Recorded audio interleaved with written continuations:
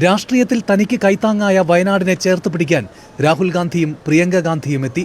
2 മണിയോടെ കണ്ണൂരിൽ നിന്ന് റോഡ് മാർഗം ചൂരൽമലയിലെത്തിയ രാഹുലും പ്രിയങ്കയും ഉരുൾ തകർത്തെറിഞ്ഞ പ്രദേശങ്ങൾ സന്ദർശിച്ചു. ദുരന്ത സ്ഥലങ്ങൾ സന്ദർശിച്ച ശേഷം താൽക്കാലിക പാലം കടന്ന് മറുകരയിലെത്തി. തുടർന്ന് സൈനികരുമായി ബേലി പാലത്തിന്റെ നിർമ്മാണ പുരോഗതി ഉൾപ്പെടെയുള്ള വിഷയങ്ങളിൽ ആശയവിനിമയം നടത്തി.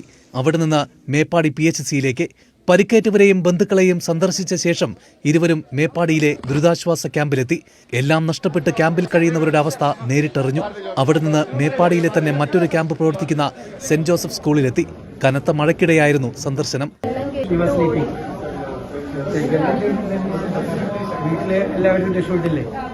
പിന്നീട് വിംസ് ആശുപത്രിയിലെത്തി പരിക്കേറ്റവരെ കണ്ടു.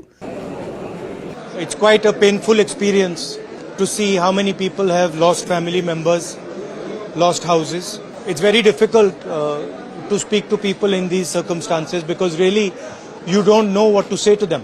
So we are here to give as much comfort and support as we can, to help in any way we can, and I am also very proud to see how everybody is coming together, not just from Wayanad and from Kerala but from the whole country, to help everybody who is going through this. Rahul ഗാന്ധിയും പ്രിയങ്കയും ഇന്ന് വയനാട്ടിലാണ് തങ്ങുന്നത്. Manorama news, Wayanad.